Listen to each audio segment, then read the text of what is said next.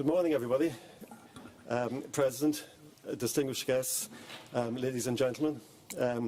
It's wonderful to see so many of you here today, and thank you very much for joining us for what promises, I think, to be a very engaging discussion.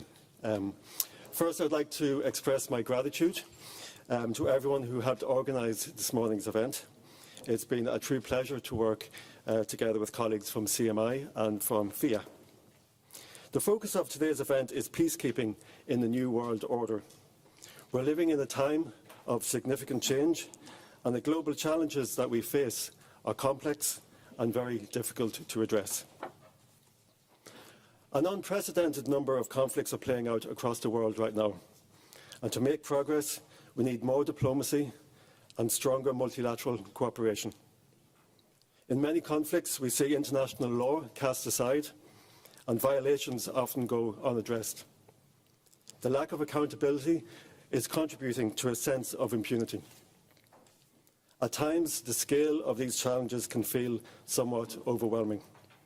But in these difficult moments, it's crucial that we stay focused on the impact of conflict on ordinary people.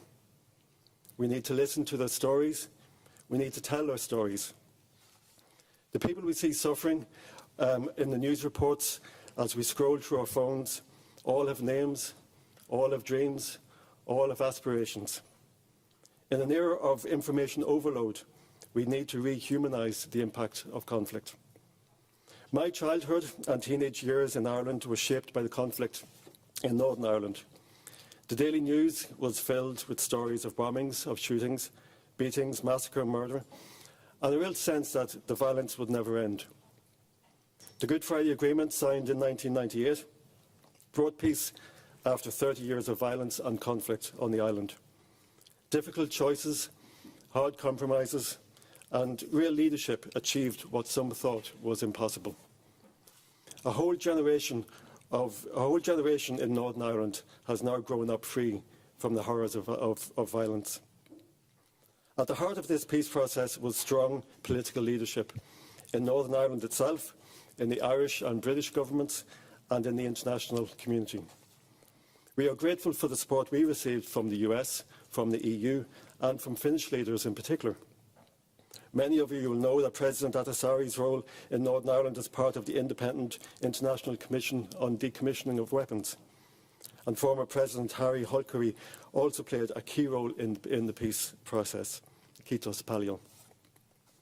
And we know that peace is a process, not a one-time event.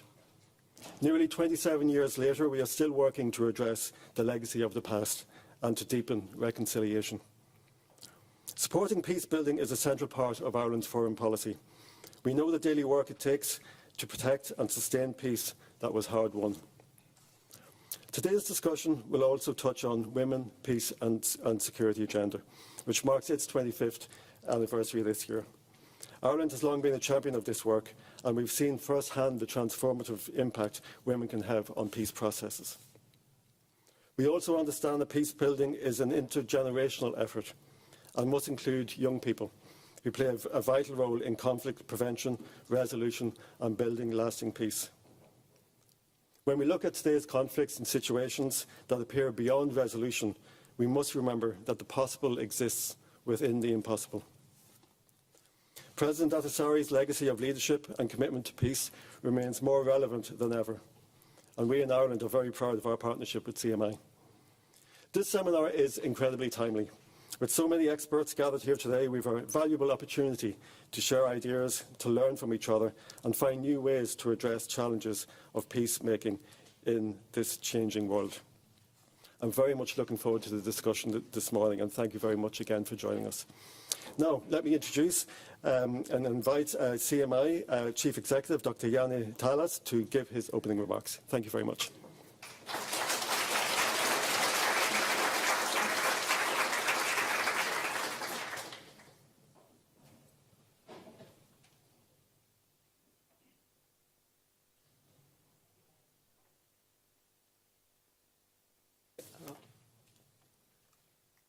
Good to go. Madam President, ladies and gentlemen, distinguished guests and colleagues, good morning and thank you for joining us today. We were almost good to go. I am truly honored to see such a distinguished group of individuals gathered here. Let me start by warmly thanking Ireland, CMI's long-standing programmatic partner and supporter in peace, as well as colleagues at the Finnish Institute of International Affairs for making this event possible. Thank you. Ladies and gentlemen, the contours of the New World disorder have been emerging a while, and there is increasing amount of literature on this new world of unpeace. It is characterized by weakening principles and institutions, as well as increased fragmentation and interest-based foreign policy. Our aim here is to look at this development from the perspective of peacemaking, not to paint a comprehensive picture of the whole big change. My starting point is a shrinking diplomatic space, limiting opportunities for organized collective action. As multilateralism wanes, we are seeing the rise of bilateralism and flexilateralism. Some states and actors find new room to maneuver, while others face diminished influence. Peace agreements, once anchored in multilateral frameworks, are now more likely to occur on a case-by-case basis without keystone Security Council resolution.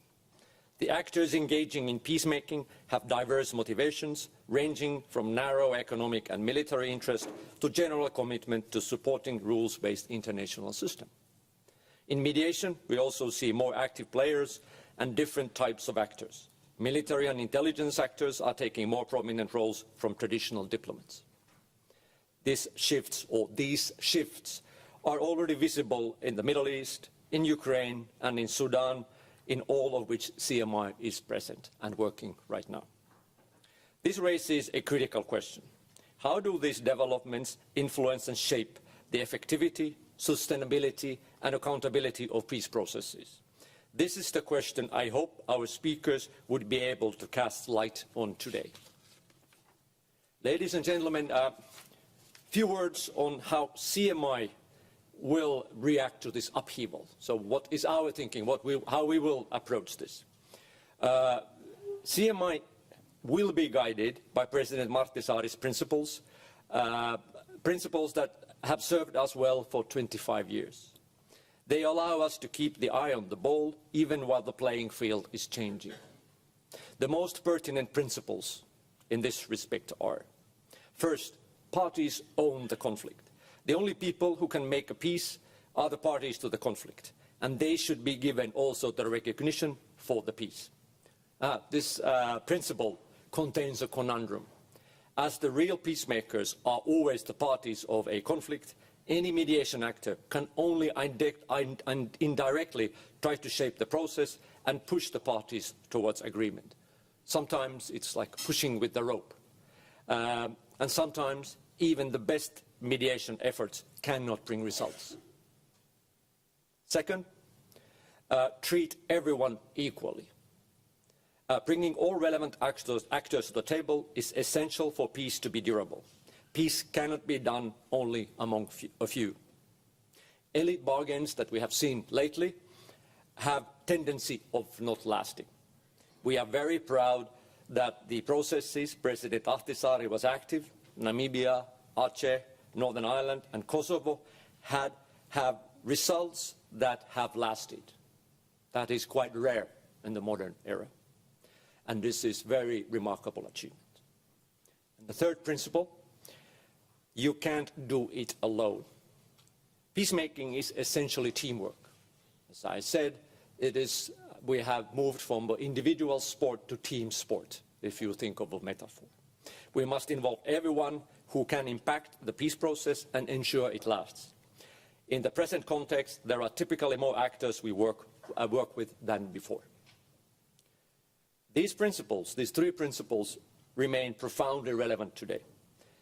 We have tried to capture them in the CMI photo display here in the auditorium, at the back of the auditorium. If you have time, I encourage you to have a moment to explore this display, because I think it tries to bring them in reality what this means. And we thank also the Embassy of Ireland for supporting us in this work of making that small exhibition reality. Finally, this event marks the beginning of 25th anniversary of CMI, Martti Ahtisaari Peace Foundation, during which we hope to explore the future of mediation together with our partners around the world. So watch this space in those terms. With that, I am delighted to introduce our keynote speaker, Renata Tuon. With her extensive career at the UN in leading positions and as the former Deputy Director of Chatham House, and now also as a Senior Advisor at CMI, Renata brings invaluable expertise to this discussion. Personally, I am really happy to have Renata. I've known her for 30 years. I've always admired her clarity of thinking. We did study together, clarity of thinking, and I followed her career. And don't try to calculate how old we are. It was in the elementary school. So Renata, please, you have the floor.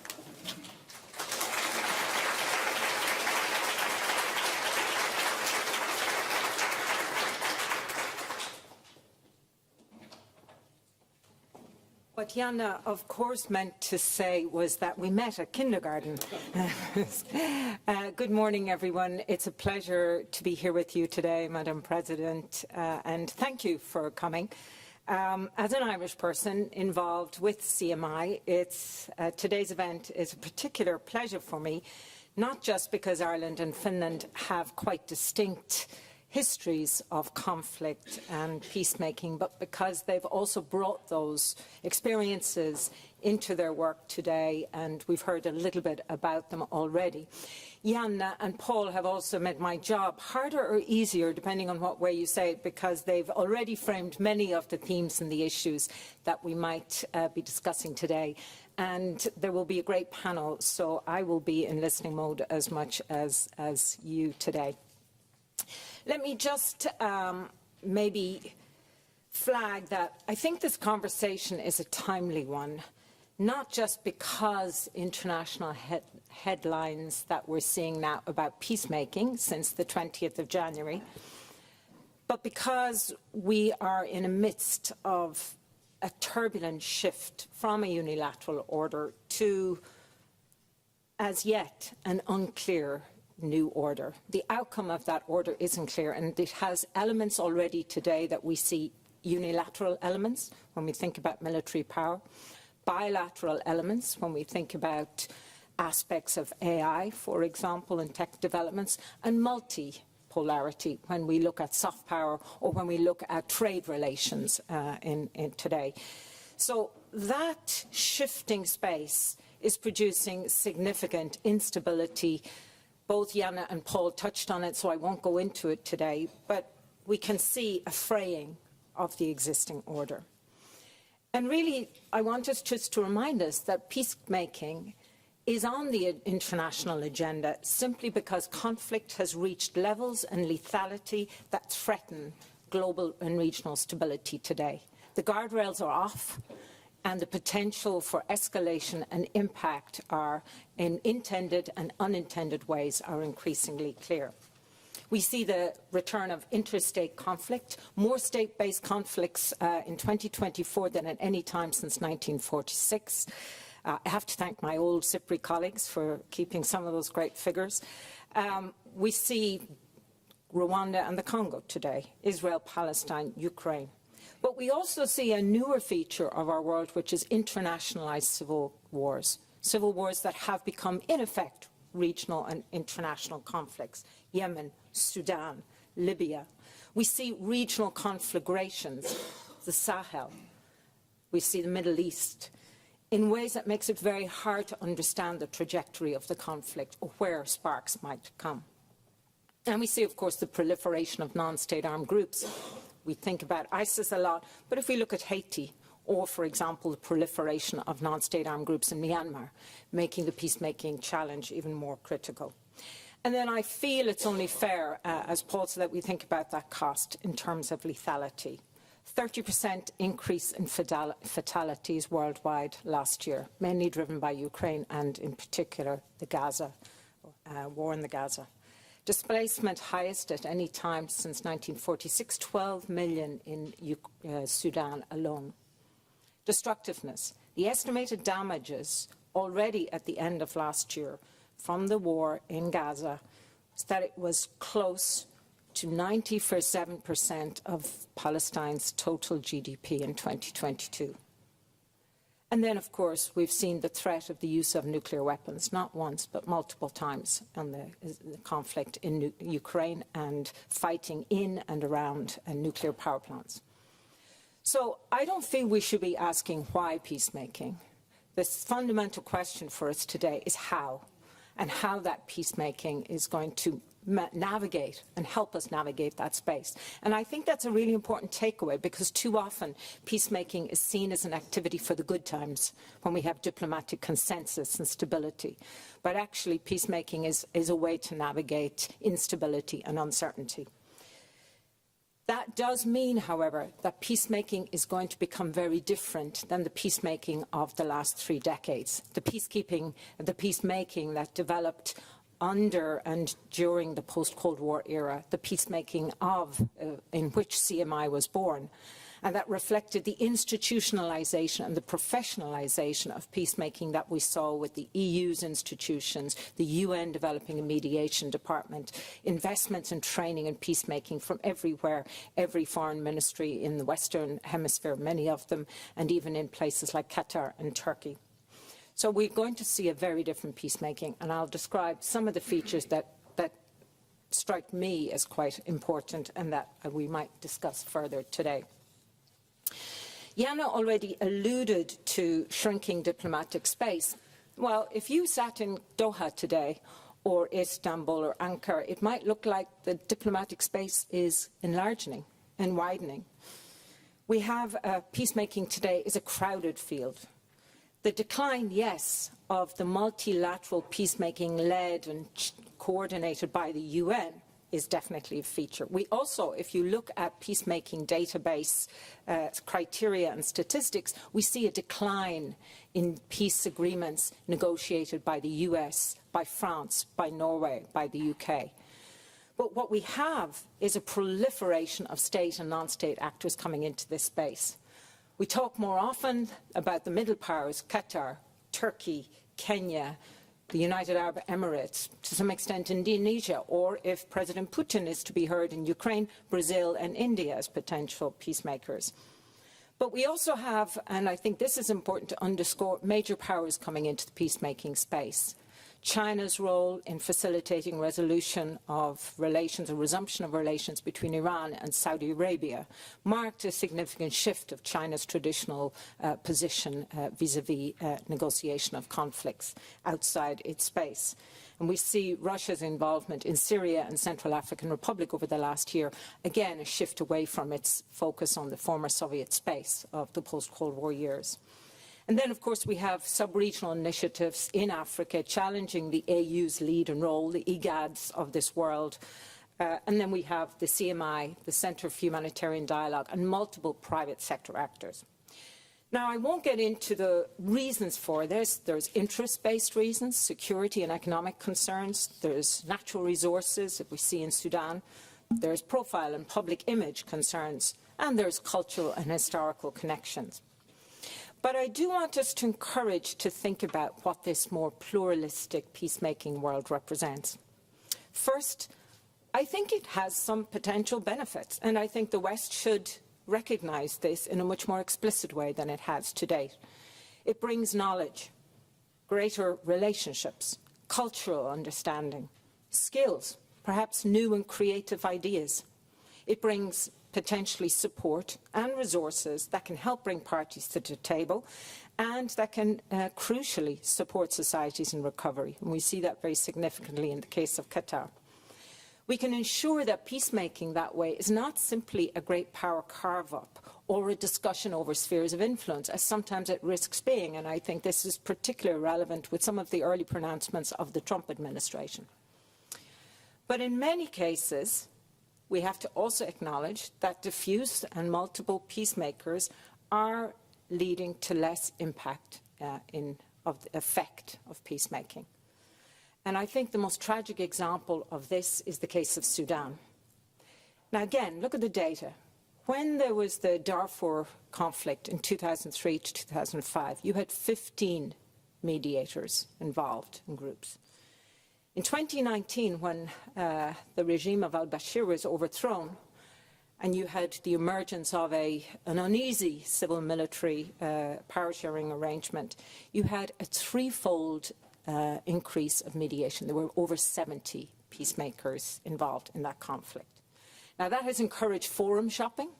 Parties to the conflict negotiate, bargain, see what they can get from different mediators. And we see that very much at the moment today with the Sudanese army and the RSF. And we also see that it's very difficult to leverage efforts and make linkages. If you're negotiating humanitarian and trying to use humanitarian access agreements to navigate a ceasefire or security arrangements, or navigate some forms of political power sharing, if you have the Saudi and US initiative, as we've seen last year in Sudan, being limited to humanitarian issues, or you have South Sudan trying to negotiate the oil resources question, you can't make those linkages that are part of any comprehensive bargain. And even where peacemakers are collaborating, coordination does present challenges. It can make peacemaking more opaque. We've seen that in Ethiopia with the negotiation of the Pretoria Agreement that resolved or brought to a resolution the Ethiopia-Tigray crisis. We saw US engage in secret talks in parallel and outside AU-led mediation. That can make those talks exclusionary, and in particular for communities and people involved in conflict.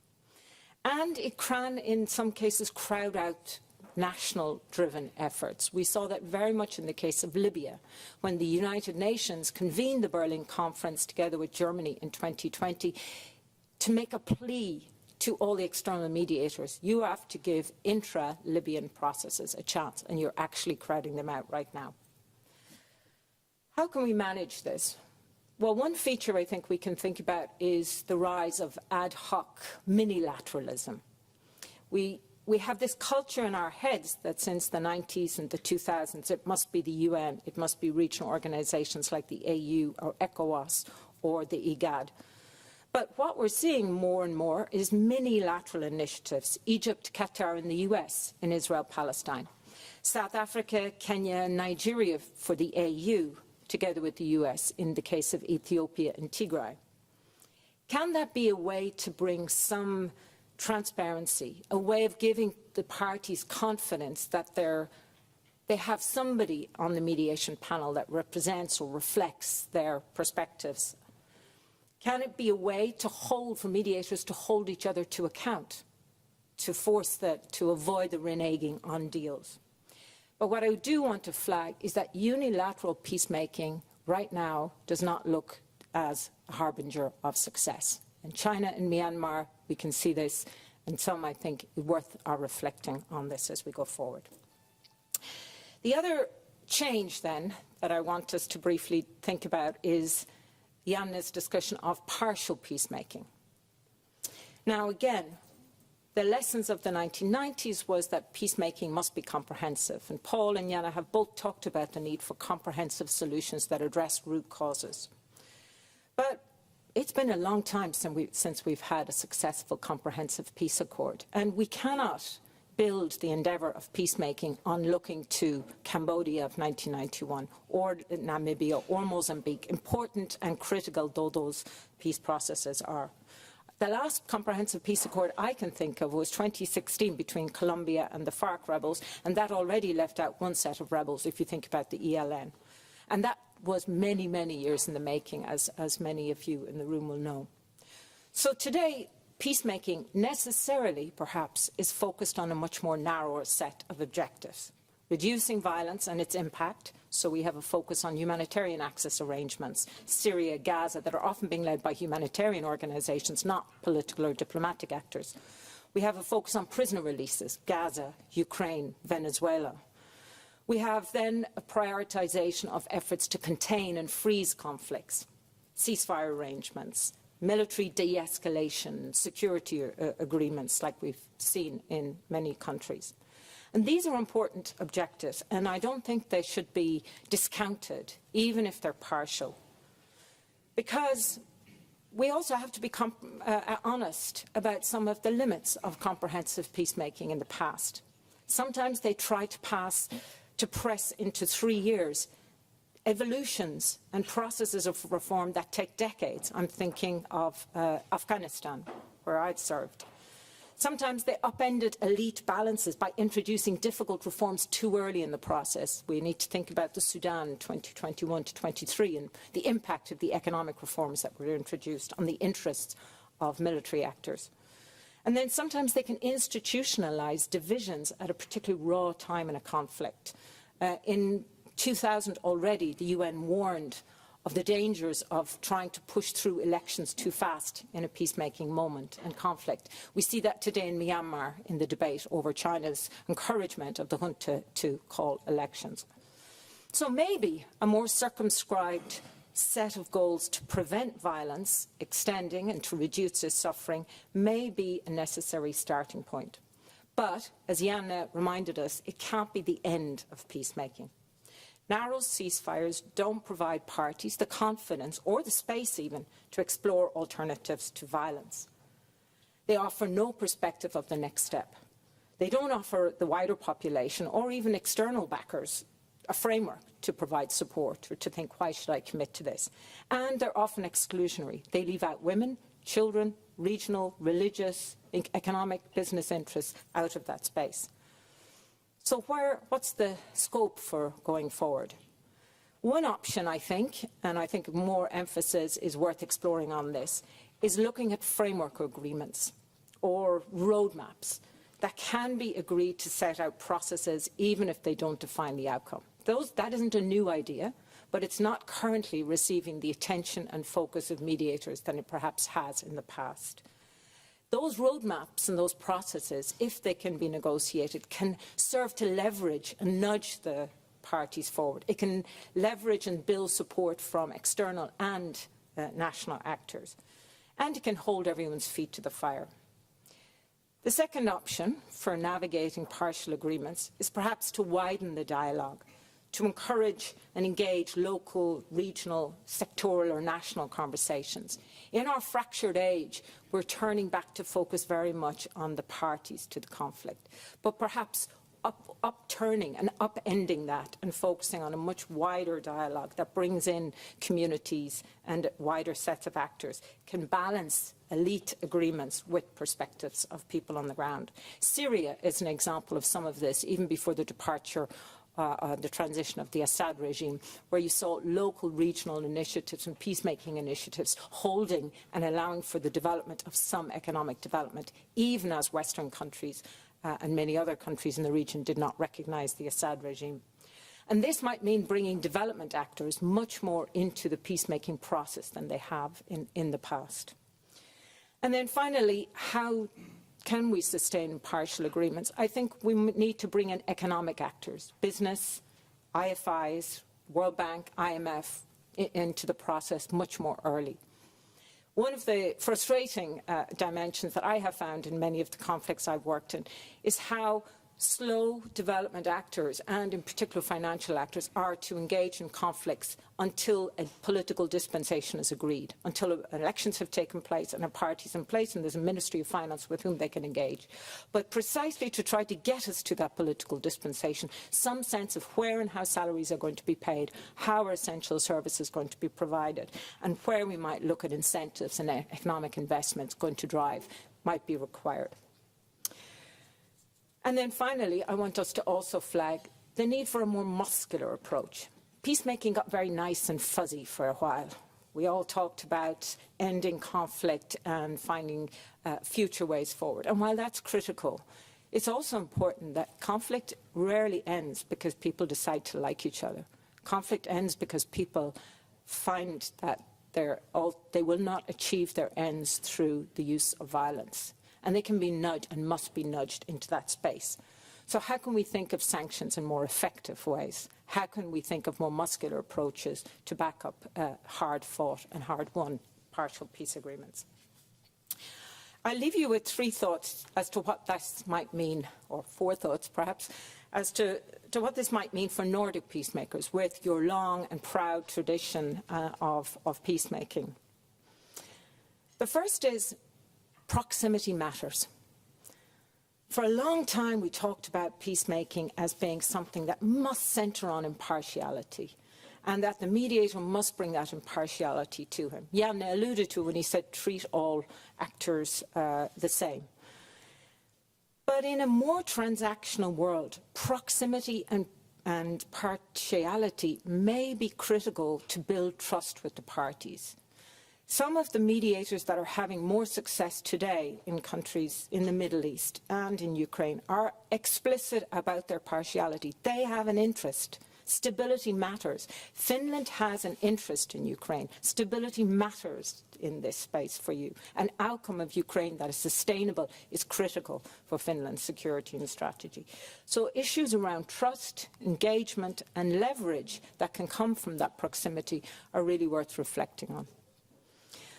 The second P, I'll say, as something worth reflecting, is pragmatism is essential. It's important that countries that have led peacemaking over the last 3 decades recognise and accept a greater diversity of worldviews on peace and security and how to get there.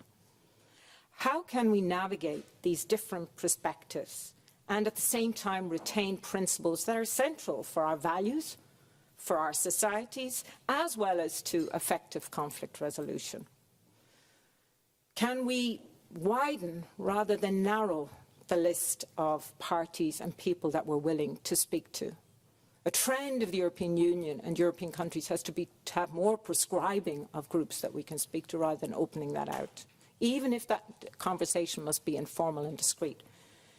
Can we avoid making the diversity of worldviews the locus of our mediation? For example, in Afghanistan, women and the position of women. That is not to say that the role of women is not absolutely awful and terrible what's happening to women, but is that the locus of the mediation? Because if it starts from that perspective, it's very difficult to get us further. Can we centre peacemaking around a smaller set of core concepts? Consent, sovereignty, national ownership, fairness, an issue that is central to Islamic perspectives and approaches to peacemaking. The third P I would raise is that personalities matter. Peacemaking over the last 3 decades got very technical. We all did peacemaking mediation courses and trainings. There were lots of process design elements, lots of thinking about how we sustain peacemaking. But what we're seeing in our world today is our world of strongmen, of authoritarianism, is that personalities do matter. They leverage, they connect. At least one of the reasons the US efforts in Sudan have been hampered is that perception of the parties on the ground that the Sudan is not centred to White House efforts during the Biden administration. At least one of the reasons that the ceasefire in Israel and between Israel and Palestine is holding, fragile though it is because of the personal role of Trump. In the EU, we're reluctant and we're cautious, rightly, about personalities. And particularly in the Nordic countries, you don't go for arrogance, which I think is a fine trait. But I think we might need to think about how personalities can shape and influence, and the extent to which leaders can be seen to be driving a peace process and giving the technical teams the support and visibility that might be required at certain points. And then fourth and finally, practice. I talked about some of the ways that peacemaking is changing, but we now urgently need to adapt and innovate peacemaking, and we need creative thinking from entities like CMI and building on experiences like Northern Ireland, like Finland's own experience in the post-World War II space.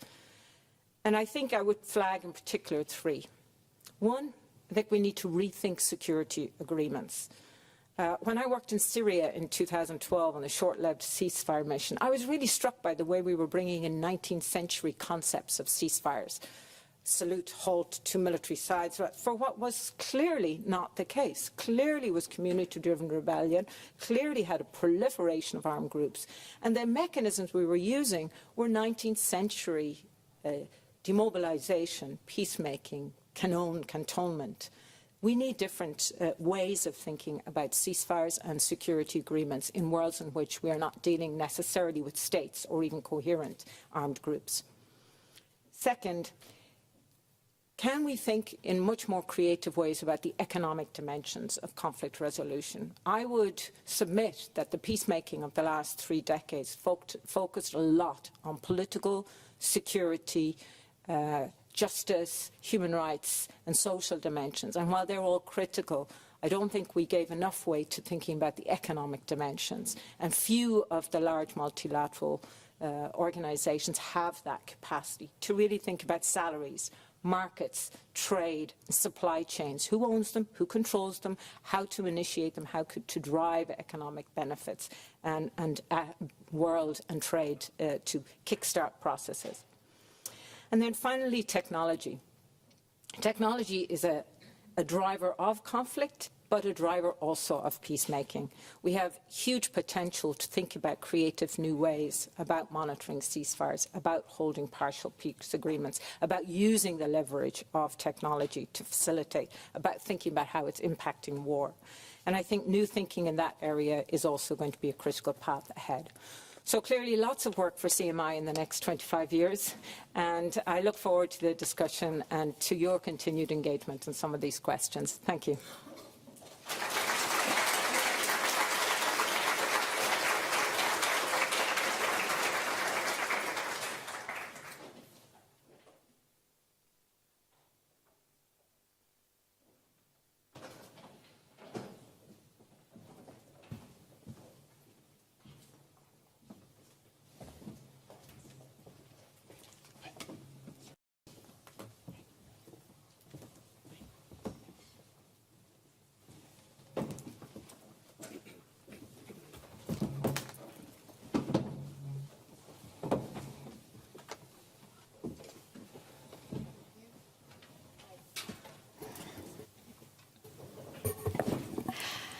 Thank you, Madam President, colleagues, ladies and gentlemen.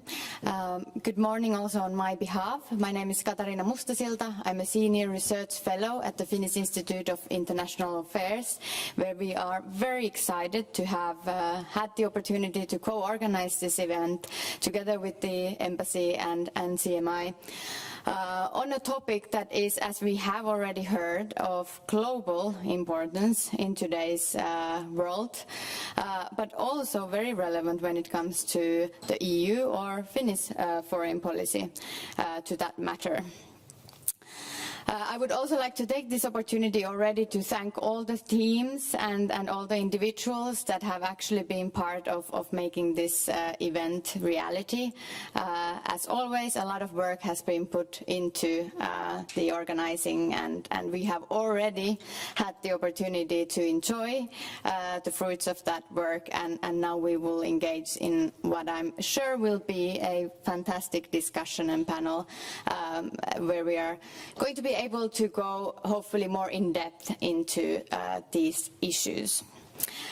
My own work focuses a lot on the EU and international actors in conflict and crisis situations and responses, particularly in the global south. And at the moment, I am especially interested in how this movement from a unipolar world to what I would describe is something resembling more of a multiple orders or multipolar or even polynodal world influences said conflict responses. And so you can be sure that I'm really excited to learn from our fantastic panel and discuss with them on this topic. And indeed, we have a stellar panel to do so. In addition to Dr. Duan, who we will be able to hear more from in just a moment, we have 3 excellent panelists joining us today. First of all, my colleague, non-resident fellow Olli Ruohomäki, who has extensive experience both from research as well as a government official from around the world, from Afghanistan to the Middle East to the Horn of Africa, conducting research and analysis, but also having been able to follow the change in the international landscape when it comes to conflict processes as well as then peace efforts. Olli has focused on non-state armed groups, terrorism, radicalization in his analysis, and now lately especially on this question of new emerging peacemakers and methods. Then we have a senior advisor, Dr. Elisa Tarnala from CMI, who has as well nearly 30 years of experience in working in conflict, peace and transition processes from Colombia to Libya to Sudan recently. Elisa has worked particularly both for consulting international organizations, but also at the very grassroots community level, supporting efforts to build peace and then working in particular with women in doing so. And lastly, but not least, my close colleague, Dr. Timo Stewart, who works as a senior research fellow at the EU and Strategic Competition at FIA as well. Timo is a leading author and scholar on the Israel-Palestine conflict and the wider Middle East dynamics and the history of these dynamics in Finland. Timo has published widely on these topics, and several of his monographs and books have been shortlisted for the Finlandia Nonfiction Book Prize, for instance. And Timo just returned, I heard a few hours ago almost, from Jordan, so I'm sure we will get very, very timely reflections from there. But without any further ado, we have heard already that indeed, to put it in a nutshell, we are in some sort of trouble at the moment in international relations and when it comes to peacemaking. The amount of conflicts in the world at the moment is unprecedented, and perhaps one thing to add to that is that if we compare the number of conflicts today to the last time and era when we had not as many conflicts, but quite a lot of conflicts around, which was at the kind of end and beginning of the post-Cold War period. One thing that we see as a clear difference is that the amount of peace agreements in today's conflicts is significantly lower than back then, which I think goes back to a lot of the points that Renata already brought up. And then we have this shifting international order that is complicating dynamics, but, and I would like to emphasize this, perhaps also bringing some opportunities, as we heard.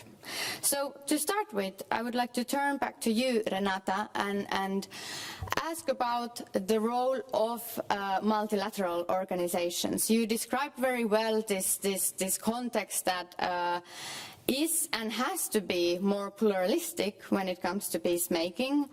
There are these new actors, minilateralism, you mentioned, ad hoc nature of cooperative processes.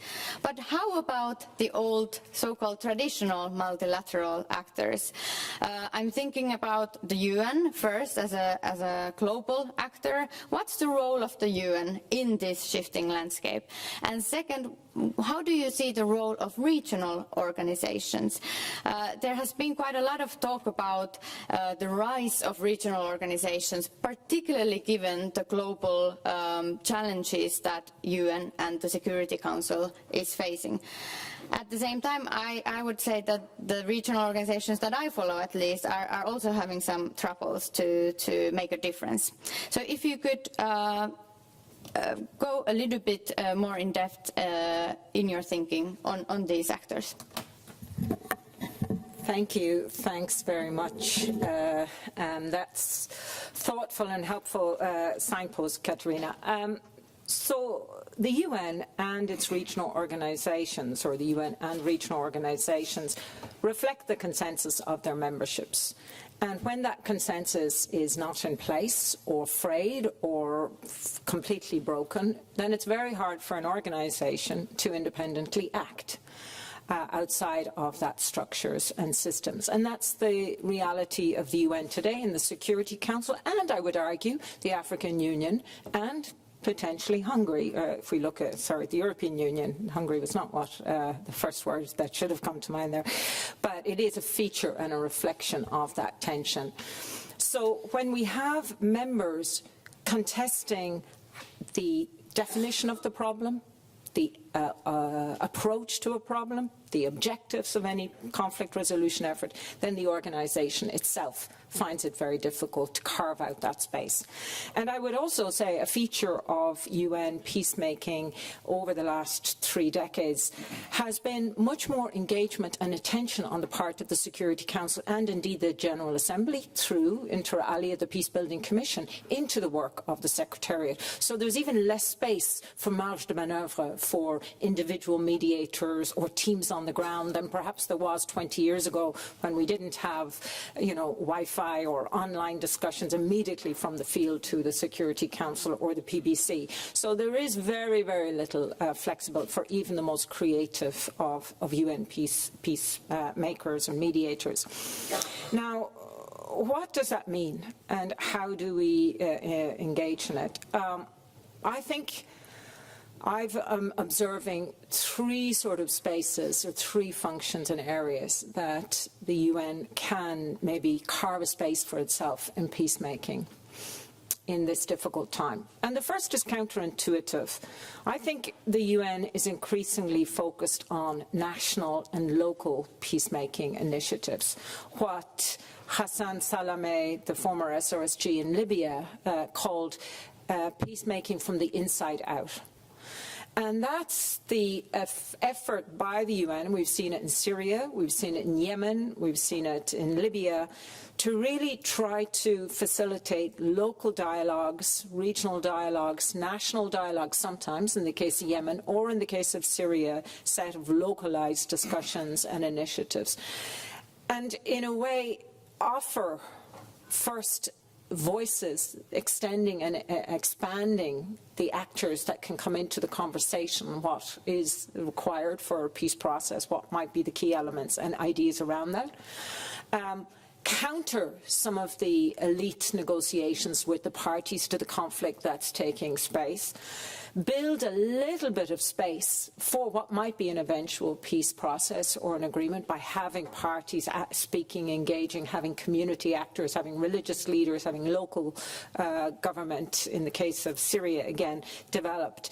And I think that's an important step forward, and it's a way that the UN can leverage what is, in many cases, the only presence on the ground. If I think about Afghanistan, UN offices around Afghanistan. If I think about Syria, where UN humanitarian and development actors were one of the few parties on the ground. That can be really a way to build that scope. But it's counterintuitive because you expect the UN to be doing, as an organisation of member states, to be doing the high end of discussions. And I don't think the UN can do it easily if it's not sensitive to being led, supporting and really putting the leadership and the initiative on local actors and local engagers. And that's sometimes a challenge for the UN. Not all UN missions and UN country teams and UN mediators bring that understanding, awareness, interest and humility to that space. But I think that's a very important space. And then I would just flag 2 others. One is, I think, and we've seen this a bit in Sudan, the UN can offer a space, a sort of a platform to facilitate all these different coordination initiatives. They can simply say there's so much going on, we need to try to form bits of communication. Sometimes SRSG, special representatives of the Secretary-General, have done that quite effectively on the ground, convening all actors, all mediation actors, allowing for an exchange. I say it tentatively because I don't think it necessarily is something the UN can impose, but it can try to nudge a little bit of coordination or facilitate that dialogue and that transparency between actors. And then the third feature, I think, scope open for the UN is really transparency and reporting. I really would not underestimate the importance of panels of experts reports in indicating who is breaking sanctions, who is supplying arms, who is engaging and perhaps contributing to driving a conflict or blocking conflict mediation. That reporting is critical, especially if it's quality and impartial, and it's challenged.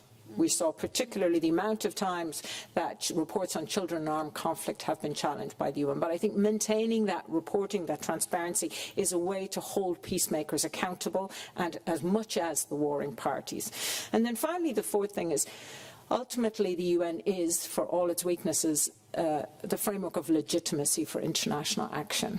And so if peacemaking wants to establish itself on a steady footing, it needs to come to the UN at some stage for a blessing, an engagement, and a sort of a mark of that legitimacy to go forward. And I think the UN can do more to navigate that, in particular when the Security Council is so fraught through the Peacebuilding Commission, through the General Assembly. There's proposals that the General Assembly might receive reports on conflicts and request the Secretary-General to present reports. I think it can drive that. Very briefly, on regional organisations, I think they have many of the same tensions and issues, so I don't think there are some, but I would just say they're not an alternative to a UN not working. Regional organisations function better when the UN is functioning and can, through the principle of subsidiarity, engage and participate, as we saw in and around 2005 to 2010. Thanks. Thank you so much. That was a very comprehensive and nicely organized list of roles. And I think kind of paradoxically, those are the roles that indeed the UN is ever more needed today. One could say because of the pluralistic nature and the complexity, but also perhaps not roles that it can easily assume. I would say especially because of the legitimacy problem that it also has in many contexts, as you alluded to. Let's turn to Olli. You have focused on the emergence of these so-called new actors, even though I'm not sure or if you would also agree that they're not that new anymore. But this shift in the types of frameworks and agencies that the peacemaking field has today. So could you tell us a little bit more about your thinking in terms of who are the noteworthy actors and why and how are they changing the peacemaking field? Thank you. Good morning, everybody. It's really a pleasure to be here and good to see many colleagues and friends in the room. I also take the opportunity actually to advertise my latest publication that speaks to this panel. I mean, it's Peace Mediation in the Age of Geopolitical Contestation, Navigating the New Reality. You can download it at the FIA website. It's pretty topical to the theme of today. So let me preface my comment first by saying that violent conflict increasingly operates as an intertwined set of local, national and transnational conflicts.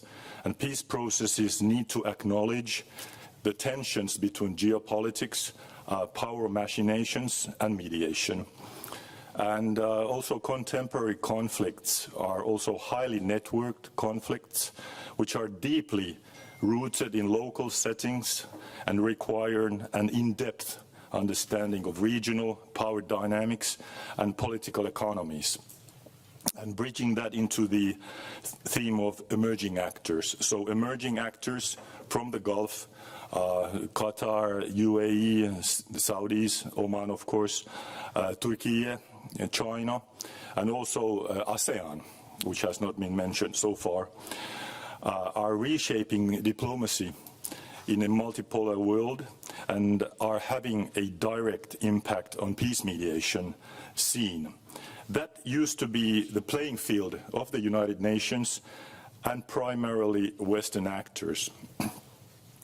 So in my view and my experience is also that there are prospects for forging alliances between traditional and emerging actors that can lead to creative ways of mediating peace. So we're clearly sort of moving into a new paradigm also in peace processes and peace mediation. And as an observation, The emerging actors bring economic and political clout, cultural concepts, and mediation styles that shape the way peace mediation is currently conducted in many settings.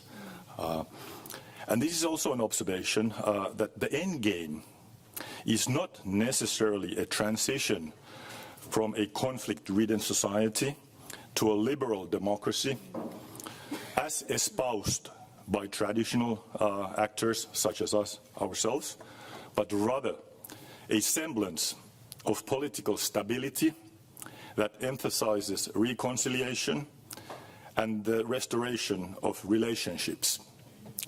This is something that I have learned in the field. And the economic well-being of citizens tends to take precedence over the political rights in the emerging actors' approach. I think, Renata, in your keynote, you also pointed out to the sort of the economic aspects of peace mediation. So I think that's my contribution for the first round. Thanks, Katarina. Thank you, Olli. One kind of thematic that I'm seeing, or a tension that I'm seeing emerging from what we have already heard, is this sort of the new realism, and perhaps also a need to come in terms with this new realism that the comprehensive agreement is perhaps not the one that we should always go after, at least not within a unrealistic time framework, but that there are these new actors, they have new priorities, or they have their own priorities, they are proximate to the contexts, and the kind of first level is really this kind of political and economic cloud trying to get to an agreement between the key parties there. However, where I see the tension coming from is when we then think about principles such as inclusivity or kind of bottom-up approaches, that at the same time we kind of know that if we do want eventually go beyond the partial agreements, we need. And with that, I would like to turn to Elisa and kind of ask you to think about, or how do you see these dynamics from the point of view of women mediators, peacemakers in particular, who I feel like there was this good window, at least kind of theoretically, from research, from a lot of expertise, and particularly from a lot of women peacemakers, activists from Sudan, Afghanistan, etc., where we talked more about this thematic, and at least from my perspective, that window appears to be closing somewhat at the moment. But how do you see it? How does this inclusivity work in today's trends?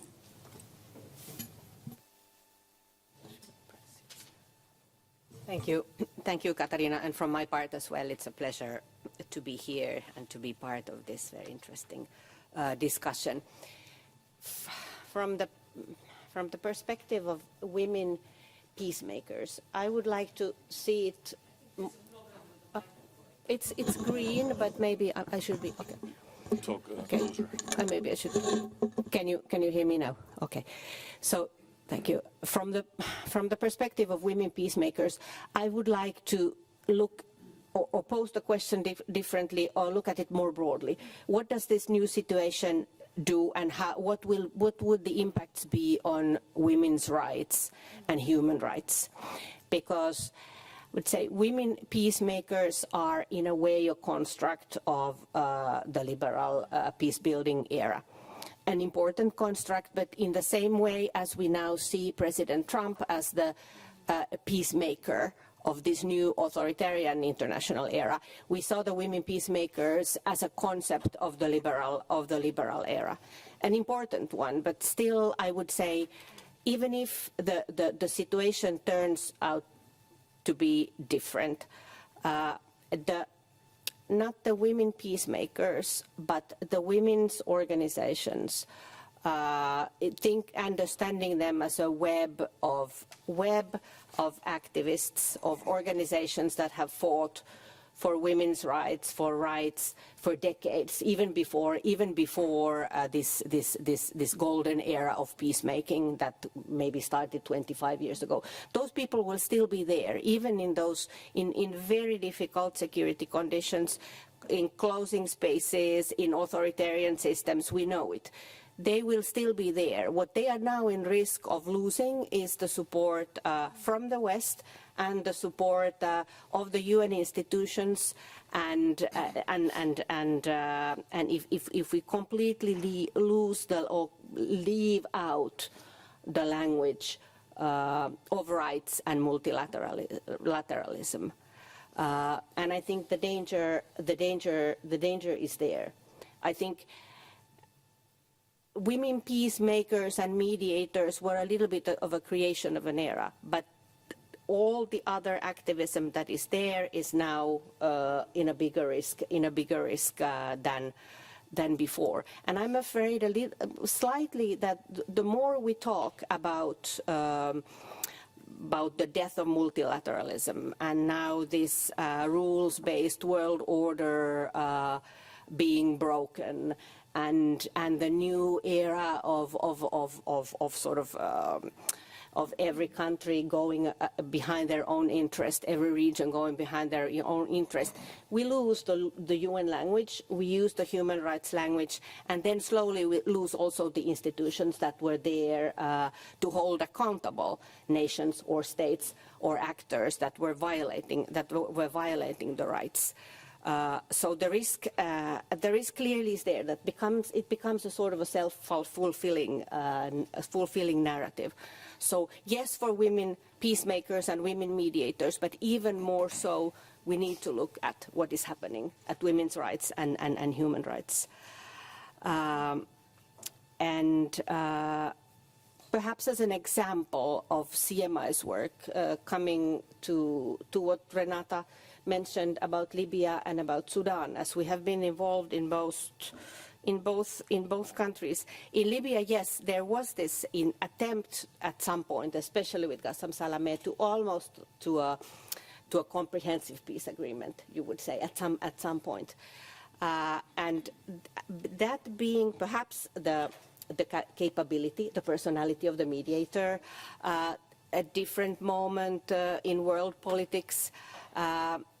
And a way of or an interest of the international community to try out different modes, being it by technology or bringing in regions or women actors or human rights actors, bringing many actors in. The important issue in the Libya case was that UN was still, it was never the strongest UN mission of all the missions, but UN was there still very much present, and the system was present. So you had many of these small initiatives by various actors, CMI being one of them, organizing different events and dialogues, but all the actors were sort of aligned towards the same goal and objective, which was the UN goal in mediating a peace among the Libyan actors, and not only among the two warring parties, but also thinking about the regional situation, but also giving some agency to the Libyans themselves. There it still worked until it didn't work because of the regional situation shifting to a way that it was not impossible, and perhaps UN's influence also going weaker. In Sudan, in even more, an even stronger way, the same was visible. While there was still UNAMA in the country, and before the war had started, you had tensions and you had this transition, as difficult as it was and as complicated as it was going on. These different mediation actors from different parts of the world, because it was not only the West and the UN, many mediation actors being involved in Sudan. But as soon as the war broke in April 2023, and UNAMA was kicked out, And most of these activists and other persons who have been part of those negotiations with the civilians had to leave and be in exile. There was no way of coming back to this multi-mediated process, because UNAMA is no longer inside of Sudan. So you do see it very clearly from that perspective as well. Thank you, Elisa. You made several very important points.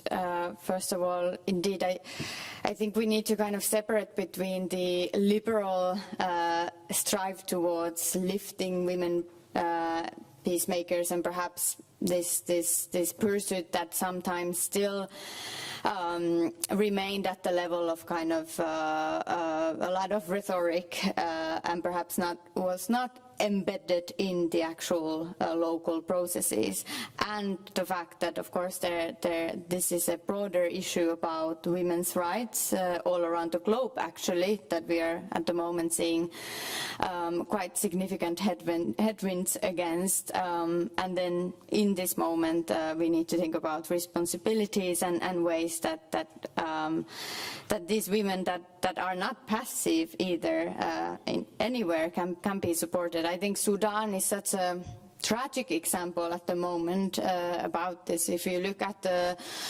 2019 context, that was not without risks, but there was a lot of hope, and women were at the forefront of this change towards democratization.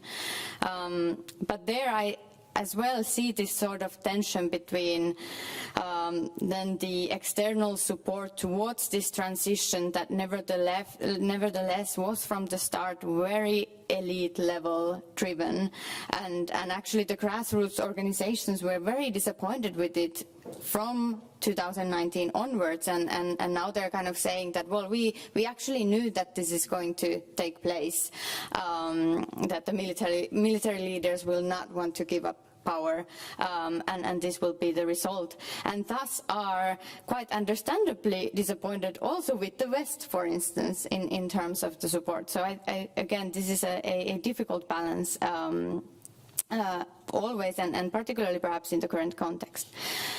Moving to Timo, I have a very easy task for you. The Middle East and Israel-Palestine conflict has, of course, from the start being influenced by the broader international and geopolitical dynamics. Historically, they have been a big part of the conflict dynamics. But looking at the situation in the contemporary system and giving or thinking about the current change in international order, how would you say that the kind of movement towards this more multipolar world influences the Middle East conflict dynamics? Thank you for that. Thank you for that tricky question. Thank you all for coming. Maybe I'll answer that by making reference to a few of the very interesting points that Renata brought up. One is obviously there's a ceasefire agreement in place. It's a three-stage agreement between Israel and Hamas, and it was mediated by a number of participants, so that the agreement was reached in Qatar, and Qatar played a key role in mediating, as well as Egypt and the US. And this is already an example of a new constellation of states addressing this. And it's also a good illustration of what I think was one of Martti Ahtisaari's principles, that you should talk to everybody. And in this case, Qatar was able to play a key role because they had access to Hamas. So the US could not have done this by law directly themselves. You need others. And this particular structure was made possible through what happened. But it was a staged agreement, and we're seeing more of those. It does provide a sort of a roadmap, and of course with the Israel-Palestine context, all that we've seen so far, if this is maybe the exception, we've seen these staged process agreements from the Oslo process onwards, but what we've lacked is a comprehensive agreement. And I'd argue that the reason why we're seeing this round of conflict now is because we haven't had a comprehensive agreement. This has given an incentive to those Palestinians who have tried to change the status quo through force, because it has seemed that changing it through diplomacy and through negotiations hasn't led anywhere. And this is something that has to be changed. The three-stage process that we're seeing now, it basically provides, if we make it to stage 2, it provides the beginning of talks on a permanent arrangement in Gaza that then in stage 3 would see reconstruction. But as the states in the region, again, the regional component is very much present here, the states in the region have pledged to support in the reconstruction, which is going to be very, very substantial. The level of destruction is absolutely unprecedented. They will need to see a credible way towards a comprehensive agreement on Palestinian statehood, which is basically something that the whole world agrees on, with the exception of Israel, the current Israeli government. And they'll find out about what the United States has to say about this shortly, I'm sure. But without a vision of a comprehensive agreement, without a credible and fairly briskly moving process towards that, I don't see how staged agreements in this context will work anymore, because it's Gaza. This will be like the 5th time Gaza has been rebuilt in the past 15 years. And now the needs are far greater than ever before. Without movement towards an actual comprehensive peace, what is the motivation for groups who have so far relied on armed struggle? What is the motivation for them to then put their faith into agreement? So I think this is something where we need... Thank you. This is something where we need perhaps some more muscular diplomacy. But muscular diplomacy, and this is another feature of our new world order, muscular diplomacy can work in many directions. Now, President Trump just recently floated something that initially might have been just one of these things he throws out and sees what happens. He basically said that a solution to Gaza would be what amounts to ethnic cleansing, so moving 1.5 million people out of Gaza into Jordan and Egypt. This is one form of muscular diplomacy. This is clearly something that the Palestinians object to. It's also something that Egypt and Jordan object to for very good reasons and quite forcefully. Trump doubled down on this yesterday, so it wasn't just something he threw out there. Another way of proceeding with muscular diplomacy might be applying pressure on the Israeli government to move and accept a vision of a two-state solution, which they no longer do. But I'm sure we'll be seeing some interesting and quite unprecedented steps in the field of Middle East peacemaking. Maybe I'll leave it at that now. Thank you, Timo. I think you raise a really important issue that is not only relevant in the context of the Middle East, which is that the past agreements actually, that some of them were achieved during this era that we now kind of look at as this golden age of diplomacy or peacemaking, they are actually the ones that have led to this rather problematic and again escalating situation. So I think we need to also be a little bit critical when we we think about where we are coming from, and sometimes perhaps romanticize that a little bit in terms of how indeed comprehensive the agreements were, or how successful they were. We are running out of time quickly. We have around 5 minutes for the panel, and for that I would like to focus on this issue of indeed how to get to a comprehensive agreement or towards it, whilst realizing that at the moment, because of the internationalization of conflicts, because of the fact that there are more chefs in the kitchen to take into account, there might be this need, or at least the current focus is in the first place in these partial agreements, in ceasefire agreements. This is an empirical reality that we are seeing. Timo, you were talking about the need for muscular diplomacy. I agree, and at the same time, again, I agree with you that muscular diplomacy, and we know this from research, can be really effective in getting agreements and settlements, but it won't bring lasting kind of process. So I know this is a very difficult task, but I would like you to try to kind of indicate some concrete ways or focuses. Economic dimension has been, and kind of economic dividends has been mentioned as one, to kind of what to focus on more to, in this reality, move towards a more comprehensive approach. Let's start from Olli, if I may, rather quickly. Sure, with pleasure. So I belong to the realpolitik school of thought, and based on my experiences in many conflict zones, that's my sort of approach to seeing the way the world unfolds. So, I mean, peace mediation still conjures, up images of formal negotiations and a handshake between conflicting parties in the presence of a third party brokering a peace deal.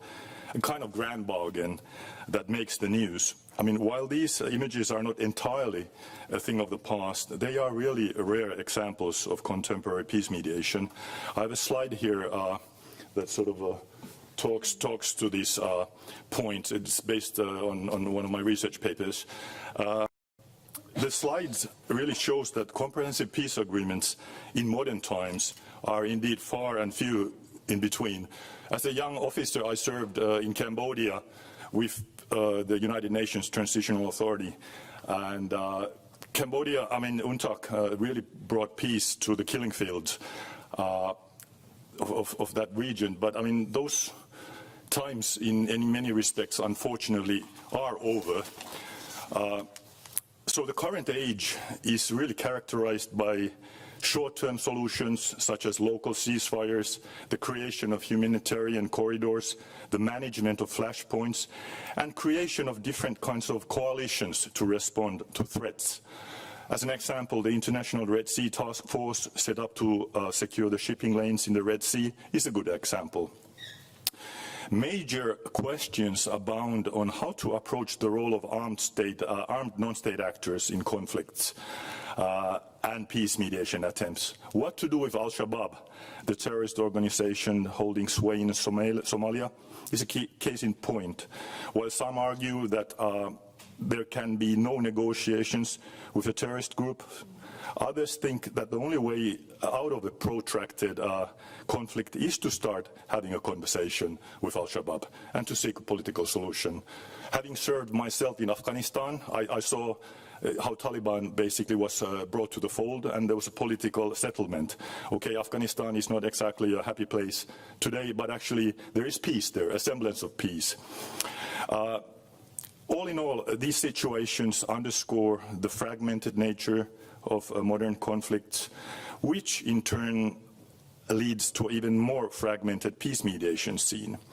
So just as a final point, Katarina, the contemporary fragmented geopolitical landscape has produced mediation adaptations, such as multi-mediation, which is the sort of deliberate use of multiple overlapping mediation processes. You have track 1, track 1.5, track 2, and they often work simultaneously in the same situation. The point here is that this approach, multi-mediation, aims to deconstruct and reduce the elements that fuel the conflict. The end game in multi-mediation is uncertain and most likely to be a de-escalation or a local pact rather than an overarching peace agreement that Timo was calling for in the case of the Israeli-Palestinian file. As the former tends to be more realistic outcome in today's geopolitical contestation. So that was my take from a realpolitik angle. Thank you. Thank you for raising yet another group of actors, non-state armed groups that we need to and could talk for hours about. So in this multi-mediation landscape, Elisa, and from your concrete experience, how do we go about then supporting still some sort of path towards comprehensiveness, if not a comprehensive agreement, but inclusivity and path towards sustainable peace? Thank you. I was going to answer directly to Olli that based on my experience in conflict zones, I belong to the opposite school of thought than you. So the answer comes from that angle. We need comprehensive peace accords. There I agree with Timo. We need comprehensive peace accords, but with a larger degree of realism than before. Because it's the comprehensive peace accords are the ones that have enough transparency to offer, if I dare to say, a democratic vision to the society in a way that they're not secret deals to secure the regime, but they're open enough so that the whole society can have some type of a roadmap, some type of a vision towards the future. It can be changed, it can be contested, and it will. A comprehensive peace accord will not take all the conflict away. That we know from decades of peace studies already. It will certainly not take all the violence away. Violence that will be there, that was created during the conflict for decades, sometimes even for generations. So there will be conflict, and there will be violence, but there will be also, with a more comprehensive peace accord, an open and a public vision for the society to debate. And I was going to there also reacting to Renata's earlier presentation. The Colombian Comprehensive Peace Accord is only 9 years old. Give it 30 years and we can see how it will hold. You can't, even the non-state armed actors, we know that after a DDR process, some 30–40% will go back to arms. So these are long processes. And you add there then historical truth, memory, new types of new forms of understanding citizenship. It's complicated. And then you have the neighbors. In the case of Colombia, you have changing U.S. administrations change the situation of the accord. Venezuela changes it. So if you give 30 or 50 years for peace accords, you can perhaps evaluate. That's my point. Thank you. I think that's a really, really important point of time perspective. Very, very shortly, Timo, your thoughts on this? Yeah, I think in defense of comprehensive agreements, certainly nobody is. I mean, we talk very nicely about peace, but a comprehensive agreement means that a lot of people will be sorely disappointed because nobody ever gets, should ever get everything they want. So there's that element, but they do provide the opportunity to have a vision forward. And then that's a vision that can be built on and sold.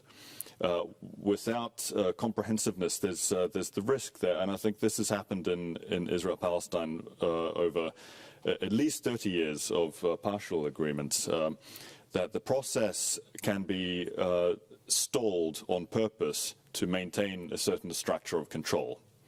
And it's very important to be able to go past that point. And that might require some sort of muscular diplomacy.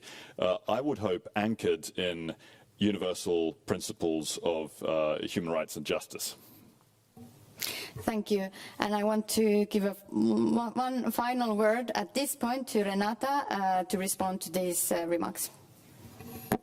Well, so much has been said, but let me just say, maybe we're not talking about comprehensive peace accord. Maybe we're talking about a comprehensive peace, but there might be many accords along the way. Second, people who've lost everything, families, deaths, lives, don't need to love each other straight away. They just need to stop killing each other. So let's also be a little bit empathetic to societies and pain. And I think, you know, my own country is one included to think about that. And then I would just flag two things. In this world of internationalized conflict, we may need to think about I see my good friend, the ambassador of Switzerland to the UN from our time in arms control spaces, maybe looking at a different set of goals rather than comprehensive peacemaking. Maybe issues like de-escalation, restraint measures, confidence-building measures, verification measures. Maybe peacemakers need to draw on the lexicon from arms control and see how that can facilitate preventing escalation and perhaps a little more use of deterrence in a creative way. And then finally, I would just say on the economic dimensions, we've talked about economic dividends. It was my very first job in the UN when I first arrived, working on economic dividends and peacemaking, and we failed each time. I'm not just talking about economic dividends and benefits. I'm talking about bringing economics into the calculations of the interests of the parties. Where am I getting, how am I getting, and what, and how does that affect my calculations? So I think that means changing the face of some of the mediators, encouraging more risk-taking on the part of international financial institutions and organizations, and finally, not cutting development budgets, which all European countries are very busy doing right now. Thank you. Thank you so much. I'm happy that I don't have to actually summarize this debate, which I'm really happy that there has been a little bit of debate. But at this point, it is my honor to actually invite Member of the Parliament, Mr. Atte Harjanne, to take the floor. And you also don't have to summarize, but give some comments from your perspective to the discussion and the remarks that you've heard. Thank you. Thank you, Katarina.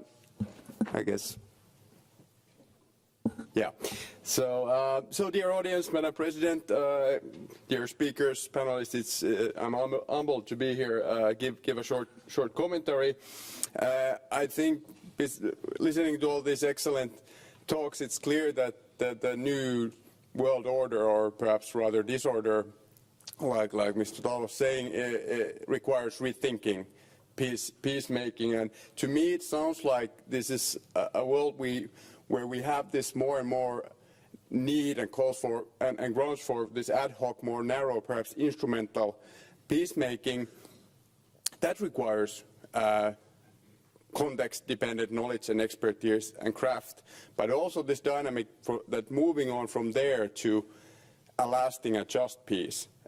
Comprehensive peace is the word you were using, but for what I think, what it of course needs to mean is something for people to build a future on, a sustainable future on, economic-wise, ecologically-wise. So and equally, and here of course the women come to play as well. And this requires also, I guess, context-dependent expertise, experience, skill, craft, and for something at least patience, because this stuff takes time. And I think we have good and bad examples of things that you have peace on paper, but then it doesn't roll up as kind of peaceful future. But yeah, so I think looking at this, so what this time needs is, of course, rethinking peacemaking, but also building the skills, capacities to address the conflict as it is in today's world. And looking from the perspective of Finnish policymaker, I think we have abilities to build that capacity here and that craft and experience, both in tailoring these kind of narrow ad hoc peace case, and also building this sustainable foundation for peace and prosperity in different regions. And I think this is something that we should be doing. If we're on the line of value-based realism, then if we put weight on both of those words, that means that I think that's something we also should be doing. And then it's great to be in an event like this and hear such wise words from experts. Now, Finland can't really bring muscle to the table, but I think what we can do here is try to build up that muscle for the EU as an actor that's not having the muscle it could have at the moment, be it economic-wise, also to some extent military-wise, but especially economically, to able to back up, be the muscle, even if it's not the one acting and negotiating, putting the piece together. But that's what I think from the Finnish perspective what we need. But thank you again, each of you. A very, very interesting and learning panel. So really happy to hear all of you talk and give your excellent perspectives on the matter. Thank you. Thank you, Atte.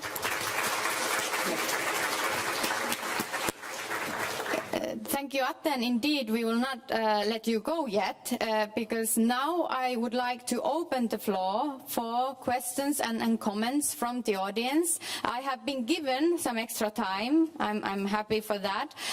So we have now around 10 minutes for some questions and comments from the audience. So please raise your hand, and you should have a microphone in front of you. Madam President.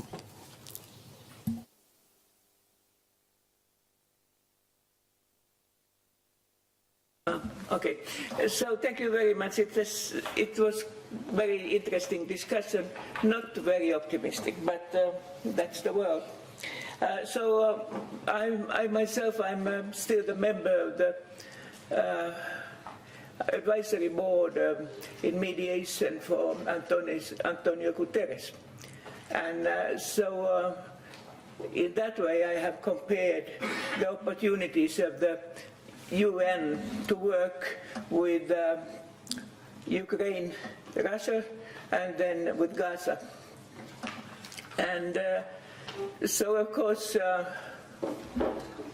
we have taken them from the historical and from the geopolitical point of view here in Finland in a little bit different way if I see the media and social media and so on. But I would ask that also the role of the UN has been very difficult in both. In the matter of fact, it would be very interesting to hear, if we would have more time, that how you see the opportunities of the United Nations to work in Ukraine-Russia situation, and then what you think about the situation in Gaza-Israel situation, according to all your principles and ideas what you had, especially after we as Finns, we feel of course very sad when we noticed what happened to Pekka Haavisto. I had never heard that, perhaps it has been, but I had never heard that somebody could be not a suitable person for the work as a representative of UN, because he has too close relations to the Secretary General of the United Nations. I haven't seen too much discussion on that. Perhaps it's good. We are not too sensitive. But I know also the difficulties of the Guterres to work in any place in Russia-Ukraine situation, because the role of us Europeans is very strictly already, how could I say, put in the position that what we think about the Ukraine-Russia situation and the possible results. Thank you. Thank you. I suggest we take a couple of more questions. If you have noted the question from Madam President over there. Yes, please. Good morning, everybody. My name is Vitaly Martanyuk. I am a Councillor of the Embassy of Ukraine in Finland. Thank you very much for this discussion, but I would be a little bit critical because today we have been discussed settlement of conflicts, but we have not been discussed how to stop a war. And we have not been discussing the security situation in Europe. Why? Because there is no conflict in Ukraine. There is a war, a full-fledged war in Ukraine waged by the Russian Federation, one of the biggest countries in the world, against Ukraine, another one of the biggest countries in Europe. The war with dozens of everyday missile attacks, air bombings, drones attacks, combat clashes along the front line, ruined towns, villages, and so on. But Ukrainians want to live in peace, in a peaceful but independent country.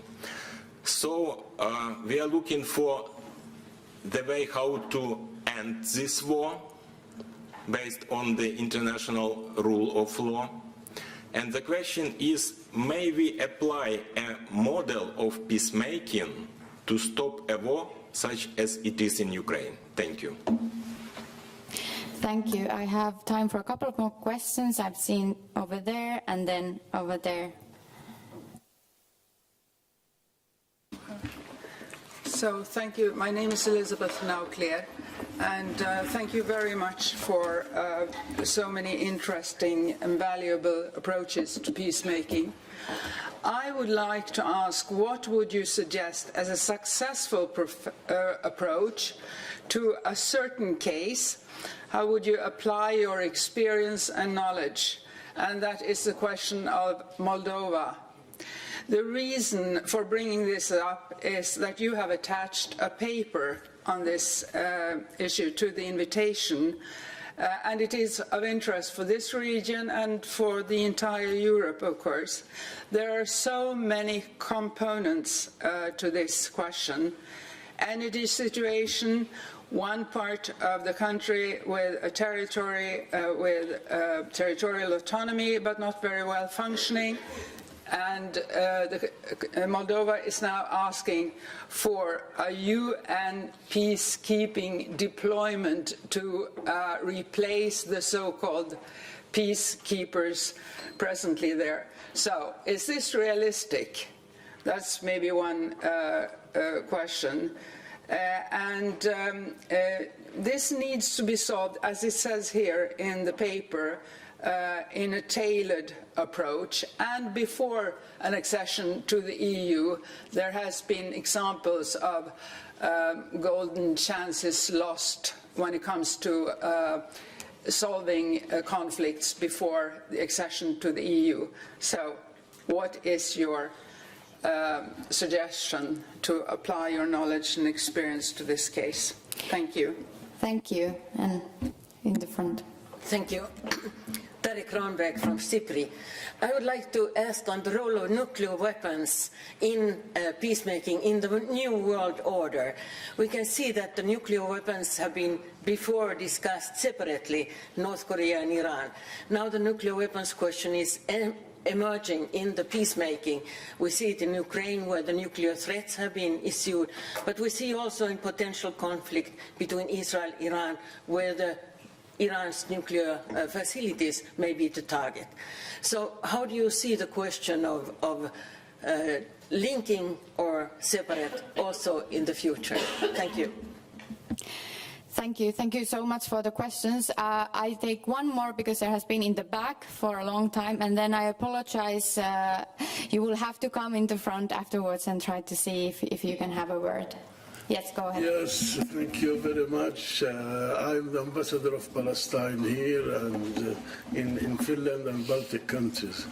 I would like really to thank you for all the intervention and the important questions and pointing all the conflict in this world. But as the ambassador of Palestine, I would like really to thank the government and Egypt and Qatar for all their auspices, and just to show you how much the American involved in the conflicts, their intervention is crucial. This is one side. And secondly, we are talking about the United Nations and the role of the United Nations. United Nations, it is a reflect of the member of the United Nations. We see in the Security Council how it is working. When a state it is not agree, they can paralyze completely. We see it in Gaza, how many veto the American take and paralyze to solve this problem and to have a ceasefire, actually. And we see in our conflict, we see a state, Israel, was violating all the international law. If you enumerate the bombarding of hospitals, bombarding civil population, destroying a whole Gaza. Gaza, it is 85% destroyed completely in the infrastructure. And in the West Bank also, there is daily aggression against villages, the cities, and all this.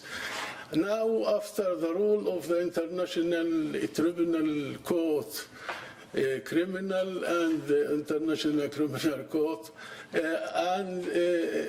I want from you to hear that what is the role of the third party and what they have to take to make things move. Thank you. Thank you. So many conflicts, again, in concrete terms, brought up in the questions. I suggest we move from Renata onwards. You don't have to answer all of the questions, so please do go ahead and then pick what you want to respond to.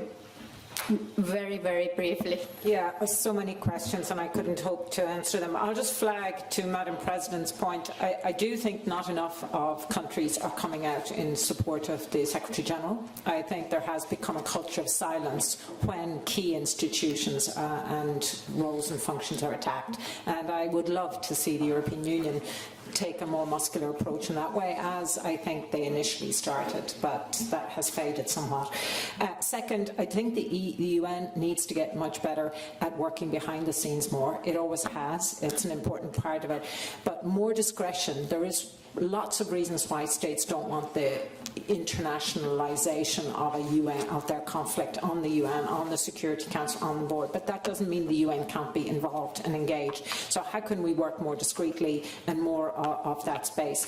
And finally, just on the question of UN peacekeeping in Moldova, I would just say that it's not new that great powers have resisted the deployment of UN peacekeeping on their territories or in their spheres of influence, as they understand that, or in the context of conflicts in which they're engaged. So we think about Afghanistan, we think about Iraq, we think about some historically of the spaces.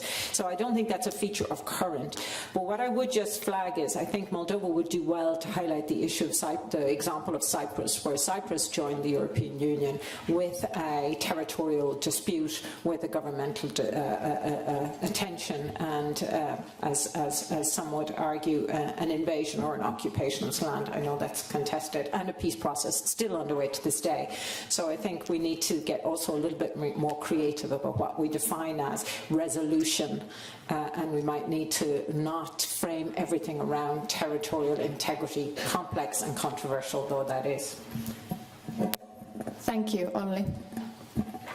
Yeah, thanks. Really tough questions and comments, and many are very sort of specific to certain situations and contexts. Maybe just moving sort of at the more higher level, I think the contribution of peacemakers, particularly in this sort of new emerging new world order, is the fact that you need to build new alliances between very diverse mediators and actors that sort of balance the skills and access and interests and minimize, of course, the internal competition among mediators and maximize collective impact. And this all requires sort of acknowledging the different worldviews and different stances, historical context, and reaffirming the national ownership and really supporting those initiatives that build trust, both locally and at a higher level. I mean, that basically applies, I think, to most contexts. Thank you, Olli, for that summary of the analytical, I think, lens that you look at this. Elisa. I would like to remind that most of the frameworks that we have mentioned, and also the thinking, both academic and practitioner thinking for the past 20 years, has been directed towards mediating intrastate conflicts. And there, of course, Ukraine changed the paradigm also in what comes to the research, practice, and policy thinking. And then with that also then comes the issue of nuclear weapons. Before Ukraine, this didn't exist. But what has existed all along, I think, is the role of the important powers, be they global powers or regional powers, that you cannot have a peace agreement unless you have your neighbors or the powerful regional neighbor involved. That has been there, but the component of intrastate war and nuclear weapons hasn't. So I think the field is there as well, a little bit lagging behind the events and the fast pace of change. I think I probably speak for my colleagues here when I say that when we use the word conflict, we mean quite a broad range of events from war to asymmetric conflict to belligerent occupation. And the role of third parties and the UN, I think the UN has been, of course, it's meant to be a forum of the world states. The General Assembly reflects collectively the view of the world states, and this has meant in the Israel-Palestine case that in this particular instance, the majority of the world's countries, the overwhelming majority of the world's countries see the situation very differently to Israel, and Israel is taking it out on the Secretary General. There must be some kind of normative basis in conflict resolution as well. For example, in Ukraine, it's completely clear that it's Russia who has started an invasion and taken over territory by the use of force, which is a clear violation of the rules-based order. So that must factor into it somewhere. Of course, I sympathise with the realpolitik view of peacemaking. Policy in general, but if we relinquish the norms that underline the rules-based order, then we're going into a new world order that doesn't look predictable in the least. I think we should relinquish them with the utmost, only under the utmost pressure, and probably not even then. One last comment on the nuclear weapons in the Middle East. I think the prevention of nuclear proliferation is a very important goal, and ultimately there must be a return to talks on this topic in the Middle East as well regarding Iran. And I think a goal worth keeping in mind is to diffuse tensions by bringing in more issues rather than less. So previously the nuclear talks with Iran, they more or less ignored Iran's use of proxies, Iran's financing of terrorism, and other regional aspects. And I think bringing these back in might create some possibilities. Thank you, Timo. Atte, would you like to respond? Yeah, sure. Excellent questions.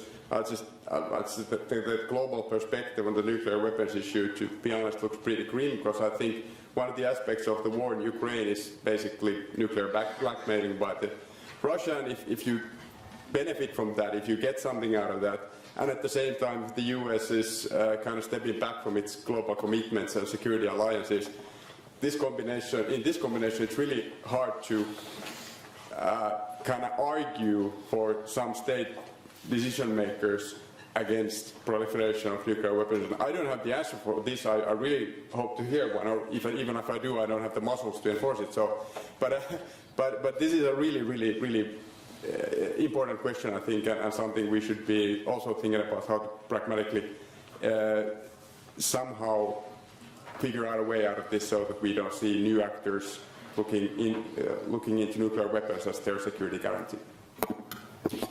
Thank you so much. And before now we close the session, luckily again I do not need to try to summarize this fantastically rich and versatile debate. I think we have all a lot food for thought, and we have plenty of events to come on these specific issues. But I would like to welcome to the floor our director, the director of the Finnish Institute of International Affairs, Hiski Haukkala, who has now the honor and pleasure to give his thoughts on our discussions and close the event. Thank you. Thank you, Katarina. Madam President, Your Excellencies, ladies and gentlemen, good luck hoping for a summarizing conclusion, but a few words are obviously in order. First of all, I would like to thank the CMI, the Embassy of Ireland, and my colleagues at FIA, and basically everyone who made this event such a success. And I'm really happy that I got the opportunity to listen to this interesting conversation. The title of the event is Peacemaking in the New World Order. I must be very honest with you and admit that I know next to nothing about peacemaking in any world order. So I thought I would say a few words about a topic that I do know a little bit something about, which is pace-making. This is not a trivial question. I'm a drummer myself. I play drums in a rock and roll band, so I understand how vital rhythm and timing are, not just in music, but in all human matters, I would argue. So I would like to take this opportunity to ask the question, who sets the pace in the world today, and how it affects prospects for peace? I think as a practitioner of sorts myself, I understand that often it is the events, the sort of the Macmillanian events, dear boy, events, even conflicts that beat the drum. And this is how usually our life and world operates. This is understandable and natural, but it puts us in a reactive mode. We are scrambling to find the solutions, come up with answers. And this is one way to go about it, but clearly often not good or effective enough. There is a stronger rhythm in the world, obviously, as well, than just that of events, and often that is the one of great power relations. How the rising powers, the declining powers, how they dictate the term or the rhythm in the world. As we heard today the beat is irregular. It is even contested. And I think this is probably part of the reason why we are witnessing so many difficulties and so many conflicts and uncertainties in the world today.